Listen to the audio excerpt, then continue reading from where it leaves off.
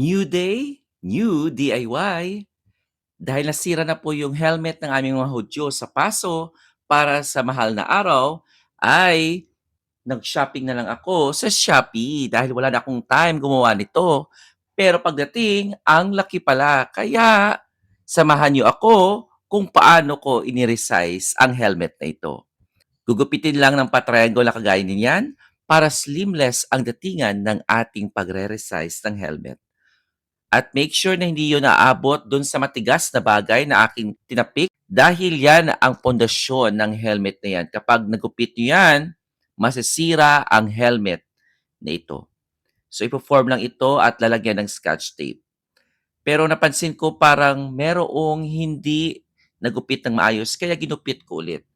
At nilagyan ko nito ng scotch tape. Kung mapapansin nyo parang pausbong, okay lang yan dahil lalagyan pa natin yan ng pa-feathers. At dito naman ay nire-resize ko na rin yung cover up dahil syempre lumiit na ay lumaki na itong cover up na ito. So lalagyan lang natin, dapat balance lahat ng bagay. Yung parang tiger na yan, na image, ay dapat nasa gitna. So lalagyan natin ng marka at syempre bubutasan natin yan at gugupitin para swak na swak ito.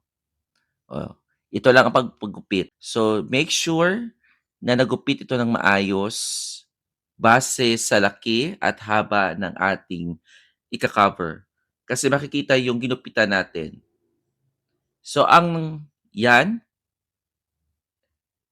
ay atin ring ilalapat sa kabila at i-trace para saktong-sakto at balance ang ating gagawing cover-up. Na ako at syempre dito nakikipagtsismisan na ako sa aking kasamahan habang ginagawa ito dahil parang naboboring na ako. At bubutasan na natin ito gamit ang gunting, paikot lang paikot, hanggang kasya na ito sa butas kung saan nilalagyan ito ng screw. O, 'di ba? Sa kakatsismis ko diyan, marami akong nasasabi diyan habang kumakain ako ng ice cream, pero hindi ko na pinakita, kinat ko na 'yun.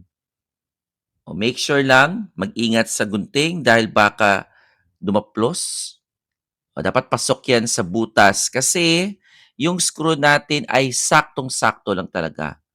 O, kung mapapansin niyo diyan, pinapasok ko na, sinusukat ko na, sinasauli ko na ulit ito kung pasok na talaga. Okay lang yung butas na yan dahil diyan natin ilalagay yung parang feathers sa itaas. At make sure ha, lalagyan nyo na ito ng pandikit para hindi malaglag. Parang nahihirapan ako dyan kasi parang malaki-laki pa ang aking dapat butasan. At syempre, on the other side naman, ay ibabalik natin itong parang sa gitna ng tenga, itong bilog, at isuscrew na rin natin. 3 inches, naging 19 inches na. Ilalagay na rin natin itong parang kagaya ng manok. Ang paglalagay niyan, pa-slide, o hindi pumasok. Kaya ang gagawin nyo dapat, pa-slide ang paglalagay para malak dun sa parang ang hook niya dun sa butas. O hindi ko siya mapasok. Nakalimutan ko na nga kung paano ko nagawa yung una ko. Kaya tinignan ko muna kung paano ko siya napasok.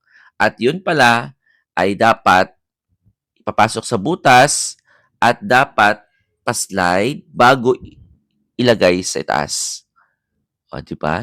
Yun lang kasimple. At papasok na rin yung hook dyan sa itaas, doon sa may butas na aking ginawa.